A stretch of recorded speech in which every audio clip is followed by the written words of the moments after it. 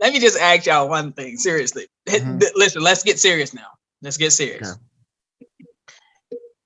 If you could be at Stop laughing.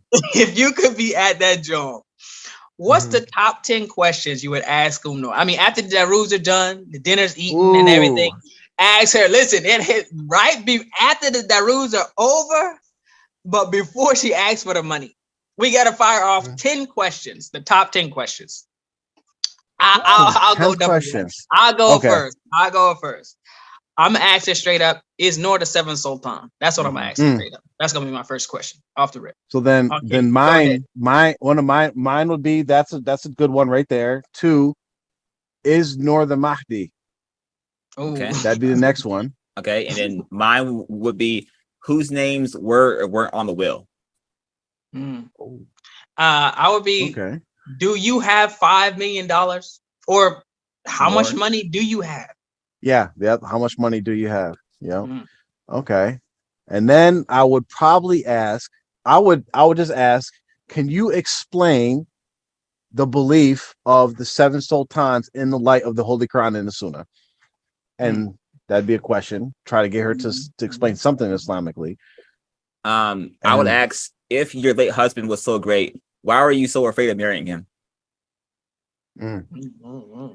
You know, we got to ask. So here's one question. I definitely I'd probably get a lot of different other questions in, but I know my last question would be this. Matt Gardner.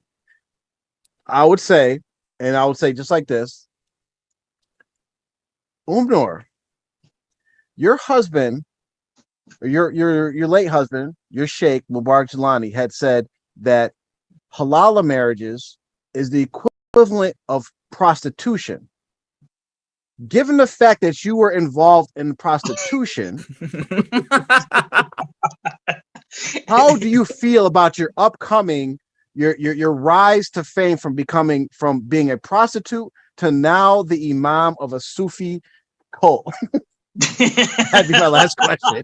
That would be because it's kind of like what's that movie where Julia Roberts was like the prostitute and what's the Pretty Woman? Pretty Woman, yeah. I would have to ask her,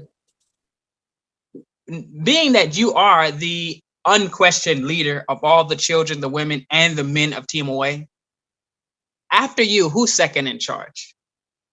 That's a good one. Or maybe I should just say, is Ahmed person in charge?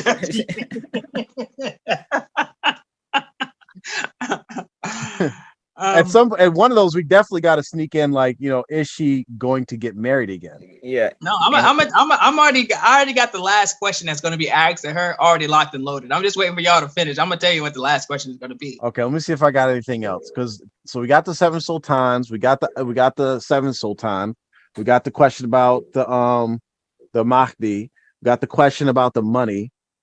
How does it feel for you to have such a gifted daughter who is a Dr. Hafiz YouTube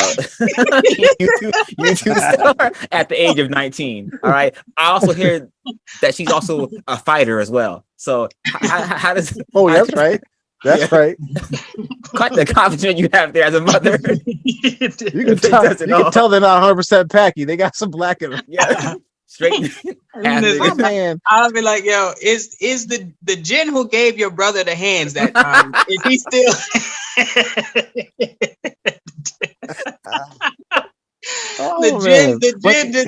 the jinn who two-piece Hussein Adams?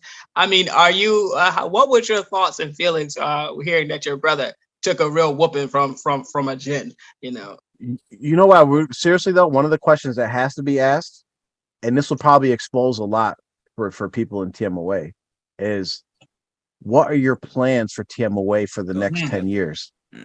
Because there's no plan. It's just whatever we can do to keep the money coming in. There's no long-term like infrastructure plans, like dawah plans, like nothing. Yeah, I can guarantee you that. Yeah, no. And to get serious for 1 second, that's a very good question, and someone at that Darood session really needs to ask that, because that's how they do the politicians, right? What is your plan? What do you hope during your term? and her term is basically going to be till whenever she dies. Then probably probably the girl with the Rolex is going to take over. But the thing is, what can we expect a year from now, 4 years from now, 10 years from now? What are we going to see? And if she can't tell you anything, that means she doesn't have any plans for you. Really, the plan is for you to keep paying money. If she can't tell you, yes, we're planning on building this, well, they did say they were planning on renovating the school, but besides that, like, what's the plan for any of the development?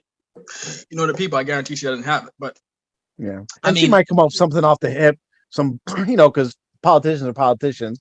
But what it would do is it will show you very clearly when she's full of crap. Because you'd be like for instance, one of the things that Mubarak Jilani would say is our top priority is education. And then when you ask the question, like, okay, can we use the membership dues to help build schools? Absolutely not. So that's not your top priority. Like, if I wasn't on the R2F show, I would be happy to just drive down there, all right, and be a part of it and get all the information to y'all. But unfortunately, I can't. So if anyone is going to attend that is like on the fence, or you're like secretly down with R2F, if you can like get a recording of all the things that transpire, because they're gonna like give me your phone. So if you could just I don't have a phone on me. That's at the house. You can just have your phone and they're recording it and get us all the nefarious deeds. And stuff. I will buy dinner. I will cash app you money for dinner. I'll make you food. If someone, that's even better. Armor will make you food. If someone can get us some type of footage from that. Yeah, listen, provide us with the receipts of your gas and your time or whatever the minimum wage is in your county, we'll double it. For whatever time it takes you to do the operation, we'll pay you. We'll put you on the payroll. We got all this Wahhabi money. Yes, sir. The Saudis, we're already most wanted. But you know what I would do? I mean, the last question I would definitely have for her is, I would go outside first. But there's probably no gardens or anything there well, it's not on the land, so I probably would be able to find a rose.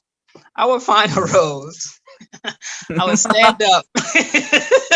This nigga's so stupid.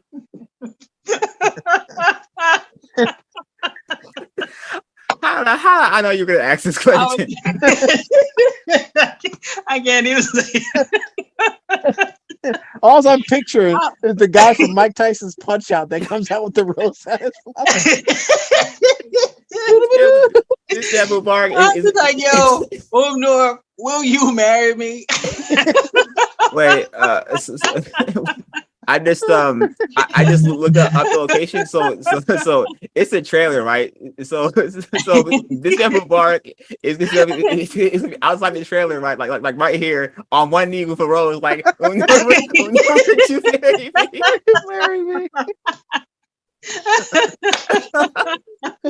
Oh we can consolidate TMOA and R2F. Combine the two. Oh my god, man! We'll go with that money. Lady. I mean, because if you think about it, this Mubarak has been subtly like giving us hints that like he's trying to find someone who's a millionaire. Don't make me sing the song.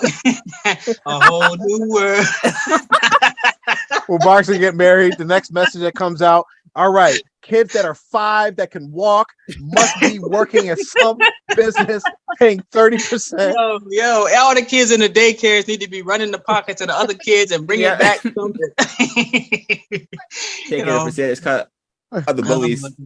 Oh my god! But seriously, as I like this exercise you did, because what we just did for you people in TMOA, you guys have to be doing similar stuff in your own context. Mm-hmm. Because if you really care about your community, you have someone like you had no access to your Sheikh, Mubarak Jilani. He was in Pakistan. You could only like maybe write a letter to admin and maybe they would give it to him or not, whatever. You have Noor because she's trying to keep this stuff together. She's actually coming to y'all, gonna be here. So one test is you should come up with like 2 or 3 questions. Test the waters. Just serious questions, not stupid questions, serious questions about your future, about your guidance, your spiritual guidance, stuff that relates to that, right? The first test is if you actually get access to ask her a question. If she denies access and you can't even get access to her, then technically she's not even your sheikh, according to like Islamic standards, because you have no access to her. 2, if you do get access to her, really put some pressure on her with some real serious questions that actually mean something for your future, your family's future, and everybody else's future. Like y'all should go there and ask her, why does my 16-year-old have to pay percent? Explain to me the logic behind that. Why do we have to pay percent at all? Where does the money go and what do you use it for? Yep. Why do you live in Pakistan when we all live over here? Your husband's not keeping you hostage anymore. What happened to the school that we raised 5 for and then 5K for? That never happened. What happened to IQU University that you just started randomly? What happened to Noor Academy? What happened? Why'd you send 11 niggas overseas to go do relief fund? We could have just gave the money to the people in Pakistan. They raised money. They raised money to send these niggas to Pakistan, and then immediately we need money to operate. You should have used the money for that. What kind of leadership do they got going on here? Yeah.